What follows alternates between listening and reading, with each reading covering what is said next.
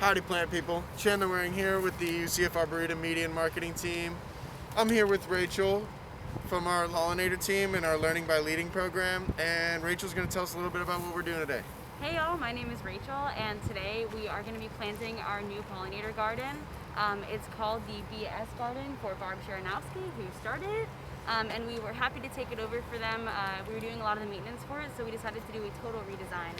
And today we're finally able to put those plants in, so we're really excited about it. Awesome, sounds great. All right, well, let's get right to it.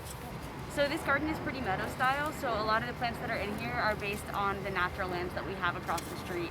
So one of the things that we're going to be planting today is this little guy called Elephantopas. It's called that because the footprint of it is really big compared to the flower, so it's often called elephant's foot. And this little guy produces a pretty big stalk that goes up really high with no leaves at all on it, so you would barely even notice it, honestly, if you weren't paying attention, and then a flower about this big on there.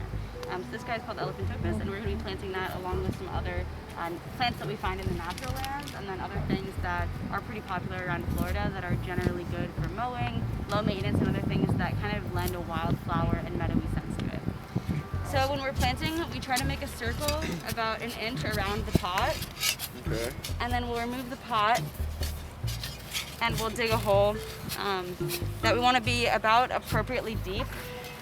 So the best way to test if a hole is deep enough is, of course, to put the actual plants in it. Yeah. So you can look at where the dirt is at in the pot, and you can see that it's a little bit above, so that's pretty good here. Okay. We'll stick our shovel.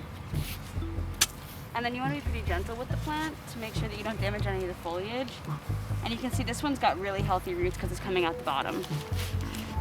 You're gonna do a little massage technique to get it out of there? Exactly. Anything with roots this strong, you gotta massage a little bit. It also helps the plant's roots spread out. And so when you make the hole about an inch around the pot, it gives space for the plant to have its roots reach out to the other sides. Awesome. And then you want to make sure that there are no roots showing at the top, because that will mean that they're too exposed to oxygen. But you want to make sure that you don't suffocate them. So usually we leave it right about here, so right at flush level with where the dirt was in the pot. Awesome. And that is the best way to plant a potted plant in the ground.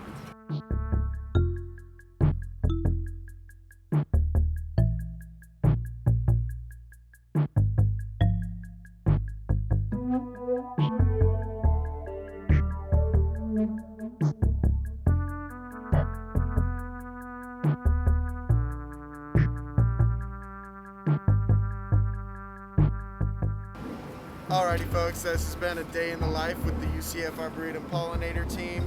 Rachel, thank you so much for having me today. It's been a pleasure, Chandler. Thank you guys for watching, and as always, I'm your host, Chandler Waring. We'll see you on the next one.